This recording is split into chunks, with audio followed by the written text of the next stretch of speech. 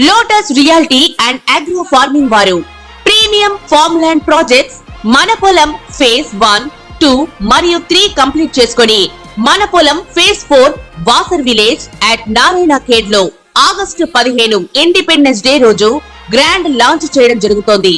Launching మరియు independence day సందర్భంగా 5 guntas land out rate లో బుక్ చేసుకున్న వారికి 1,50,000 రూపాయల డిస్కౌంట్ తో పాటు 2 గ్రాముల గోల్డ్ ఫ్రీగా ఇస్తున్నారు. పూర్తి వివరాలకు సంప్రదించండి. జై శ్రీమన్నారాయణ. జ్ఞానానందవయం దేవం నిర్మలాస్ఫటికాకృతిం ఆధారం సర్వవిద్యానాం హయగ్రీవ ఉపాస్మహే. ఆపదాపహర్తారం ధాతారం సర్వసంపదాం లోకాభిరామం శ్రీరామం భుజో భుజో నమామ్యం. దేవానాంచ ఋషీనాంచ గురుకాంచర సన్నిభం వందనీయం తిలోకేశం తం నమామి బృహస్పతి. ఇది గురువు యొక్క ధ్యాన శ్లోకం. ఈ శ్లోకాన్ని నేను ఎందుకు చదివానంటే అక్టోబర్ 10వ తారీఖు నుంచి ఫిబ్రవరి 4వ తారీఖు 2025 వరకు గురుడు వక్రీకరిస్తూ ఉన్నాడు. అంటే మృగశిర నక్షత్రం నుంచి మళ్ళీ వెనకకి రోహిణీ నక్షత్రంలోకి వెళ్తున్నాడు. ముందు రోహిణీ నక్షత్రం నుంచి తర్వాత మృగశిర నక్షత్రానికి వెళ్తాడు కదా, మళ్ళీ వక్రీకరిస్తే మళ్ళీ వెనకకు వస్తూ ఉన్నాడు.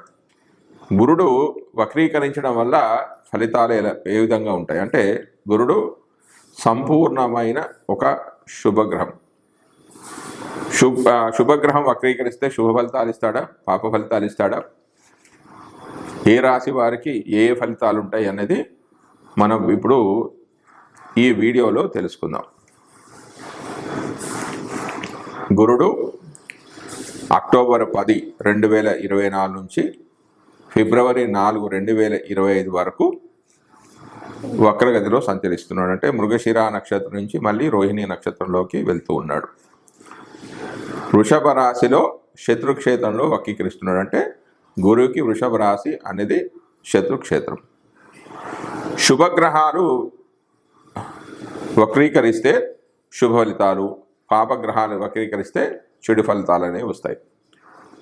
వక్రీకరించిన గ్రహము యొక్క దృష్టి ఏ భావాలపై పడుతుందో ఆ భావం యొక్క శుభత్వాన్ని పాడు చేస్తుంది.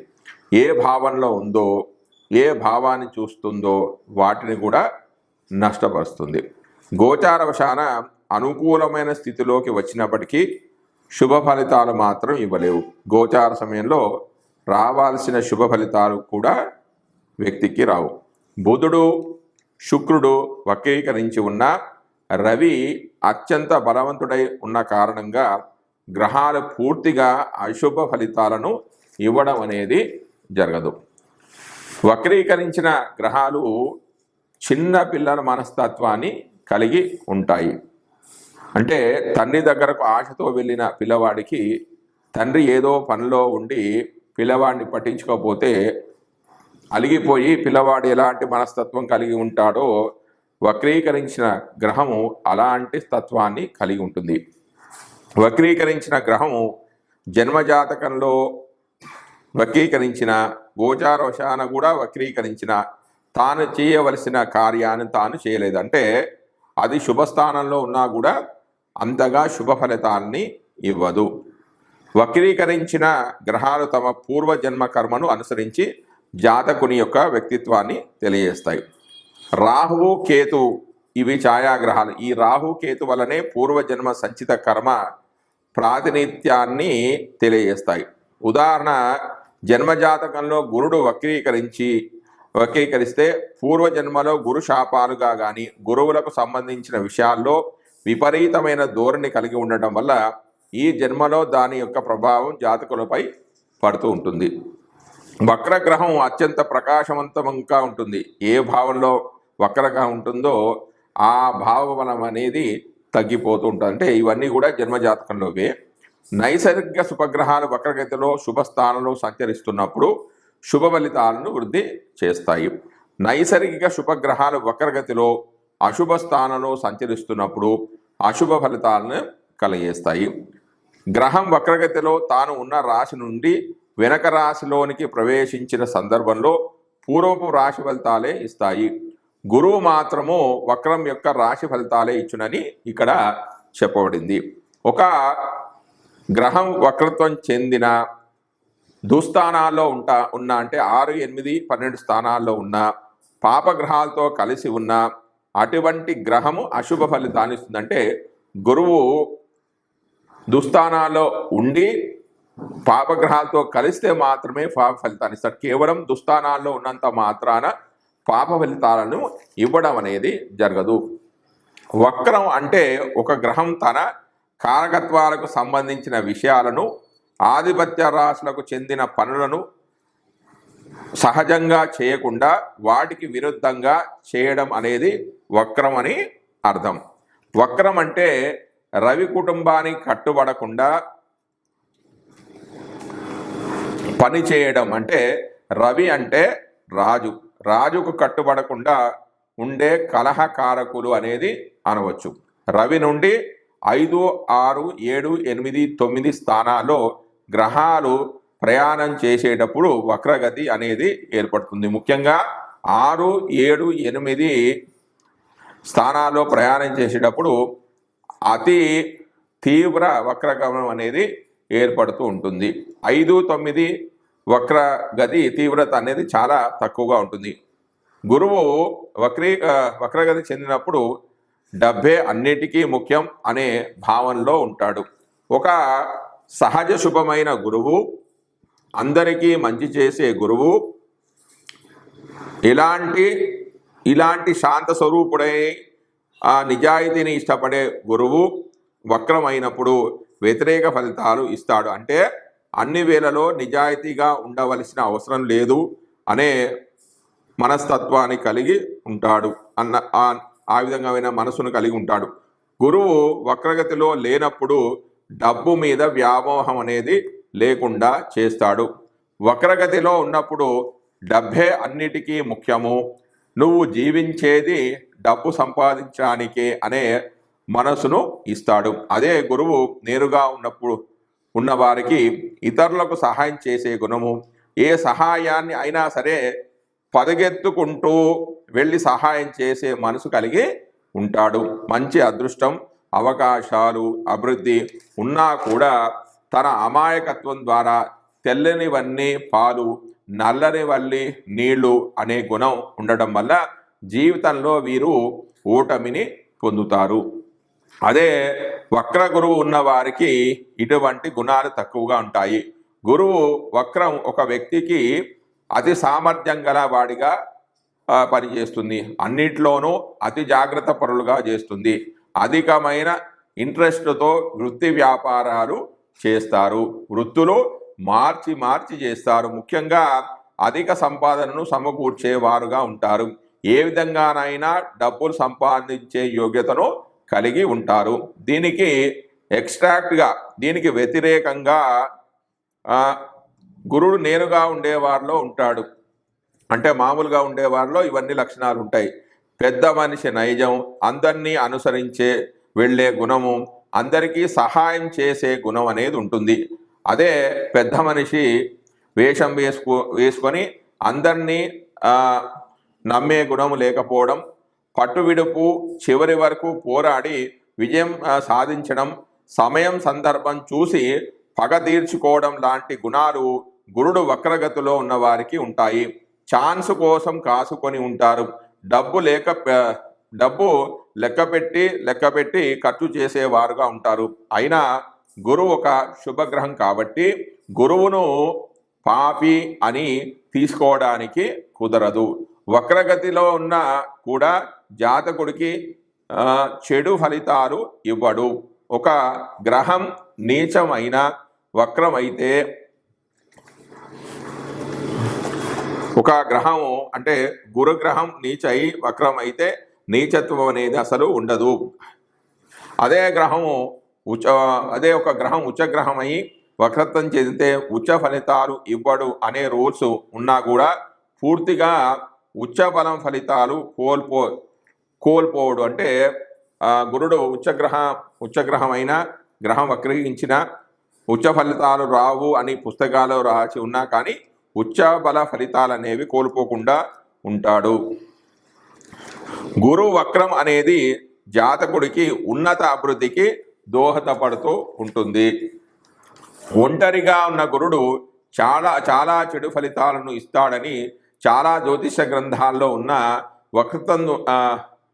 వక్రతంలో ఉన్న గురుడు చెడు ఫలితాలు ఇస్తాడనే మాట మాత్రం లేదు. తాను ఉన్న స్థానాన్ని అధిక సామర్థ్యంతో పని చేయించే క్వాలిటీ గురువుకు ఉంటుంది. మీ జాతకంలో వక్రం అయ్యారా అంటే మీకు వేరే టాలెంట్ ఉంటుంది అని అర్థము. గురుడు ఏ స్థానంలో ఉంటాడో ఆ స్థానానికి సంబంధించిన విజయంలో విజయం అనేది సంపాదిస్తాడు. ఉదాహరణకు ఒక వృశ్చిక లగ్నంలో 2వ స్థానం ధనుస్సులో గురుడు వక్రం అయితే డబ్బుపై అధిక ఆసక్తి అనేది ఉంటుంది. కుటుంబాన్ని తన కంట్రోల్లో ఉంచుకుంటాడు. డబ్బు విషయంలో చాలా నిక్కచ్చిగా ఉంటాడు. అనేక మార్గాల ద్వారా డబ్బు సంపాదించే నేర్పు అనేది కలిగి ఉంటాడు. ఇంకో ఉదాహరణ, ధనుసు లగ్నం 2వ స్థానంలో గురుడు వక్రం చెంది ఉన్నాడు అని అనుకుంటే ఇది నీచభంగం అనేది ఇక్కడ ఏర్పడింది. లగ్నాధిపతి చతుర్థ స్థానాధిపతి అయిన గురుడు వాక్స్థానమైన 2వ స్థానంలో ఉన్నాడు. ఇక్కడ మాట నిలబట్టుకునే తత్వం అనేది వారికి ఉండదు. వీరిని నమ్మే విధంగా అసలు ఉండదు. చూద్దాంలే చేద్దాంలే అని అంటారే కానీ వీరు మాట అసలు ఇవ్వరు. కాబట్టి వక్రగతిలో ఉన్న గురుడు అన్నింటిలోనూ విజయానికి అవకాశం ఇస్తుందని చెప్పవచ్చు. ముఖ్యంగా గురువు యొక్క సహజ గుణాలైన అందరినీ నమ్మడం, డబ్బు విషయంలో అలక్ష్యంగా ఉండడం, ఎవరికైనా సహాయం చేసే గుణం వంటివి వక్ర గురుడు ఇవ్వడు. సో గురుడు వక్రం అయ్యారు అంటే అయిపోయింది అని నెగిటివ్ ఫలితాలు ఉంటాయనే అభిప్రాయంలో ఉండడం అనేది చాలా తప్పు. ముఖ్యంగా వక్రమైన గ్రహాలు పాపగ్రహాలతో కనెక్ట్ అయినప్పుడు మాత్రమే, అంటే ఈ గురుడు పాపగ్రహాలతో కనెక్ట్ అయినప్పుడు మాత్రమే నెగిటివ్ ఫలితాలు అనేవి ఉంటాయి, పాప ఫలితాలు అనేవి ఉంటాయి. గురువు నేరుగా ఉన్నవారికి స్వదేశం పైన వ్యామోహం అనేది ఎక్కువగా ఉంటుంది. అదే వక్రమైనప్పుడు అది మాత్రం ఉండదు. కాబట్టి విదేశాలకు వెళ్ళడం అనేది తప్పుగా తీసుకోకూడదు. అందరికీ సహాయం చెయ్యాలనే మనసు గురుడు నేరుగా ఉన్న వాళ్ళకి ఉంటుంది. అవసరం ఉన్నవారికి సహాయం నేను ఆలోచించి చేస్తాను అనే బుద్ధితనం అనేది గురుడు వక్రగతిలో ఉన్న వారికి ఉంటుంది. ఇప్పుడు ఉండే కాలంలో ఎవరినైనా ఏమార్చి భయపెట్టి అత్యాశ అనే పేరుతో ఆశలను పురిగొల్పి ఆ పేరుతో మీ దగ్గరకు వచ్చి మీ దగ్గర ఉన్న డబ్బును లాక్కోవడానికి ఎల్లప్పుడూ మీ చుట్టూ ఉంటారు. ఇటువంటి వారి నుంచి ఏమారని సామర్థ్యశాలురుగా గురువు వక్రం అయిన వారు ఉంటారు. గురు వక్రం అనేది సామర్థ్యం నిధికి కారక గ్రహమైన గురువు భగవానుడు వక్రగతిలో ఉన్నప్పుడు డబ్బు విషయంలో సరి అయిన ఆలోచనలు తీసుకోవడం, చాలు అనే మనసు లేకుండా ఉండడం, ఇంకా చాలా సంపాదించాలి అనే మనసు ఉండడం వలన అతిపెద్ద వ్యాపారవేత్తలుగా పుడతారు అనేది గురువక్రంలోని సూక్ష్మమైన విషయం. గురువక్రం ఉన్న జాతకులు అతిపెద్ద వ్యాపారవేత్తలుగా పుడతారని గురువక్రంలోని సూక్ష్మము. గురువక్రం ఉన్న జాతకులు అతిపెద్ద వ్యాపారస్తులుగా ఒకటికి మించి వృత్తులను చేసి పలుకోటి వ్యక్తులకు జీతాలు ఇచ్చే వ్యక్తులుగా ఉంటారు. కాబట్టి గురువక్రం నెగిటివ్ ఫలితాలు అనేది ఇవ్వదు. జై శ్రీమన్నారాయణ. మిథున రాశి వారికి వక్రగురుడి యొక్క ఫలితాలు అక్టోబర్ 10, 2024 నుంచి ఫిబ్రవరి 4, 2025 వరకు గురుడు వక్రీకరిస్తున్నాడు. అంటే మృగశిర నక్షత్రం నుంచి మళ్ళీ రోహిణి నక్షత్రంలోకి వెళ్తూ ఉన్నాడు. గురుడు మిథున రాశి వారికి 12వ స్థానంలో సంచరిస్తున్నాడు. 12వ స్థానంలో సంచరించినప్పుడు తన ప్రత్యేక దృష్టి చేత 4వ స్థానాన్ని, 6వ స్థానాన్ని, 8వ స్థానాన్ని కూడా వీక్షిస్తూ ఉన్నాడు. కాబట్టి ఈ 12వ స్థాన ఫలితాలతో పాటుగా 4, 6, 8 స్థాన ఫలితాలు కూడా ఇస్తాడు.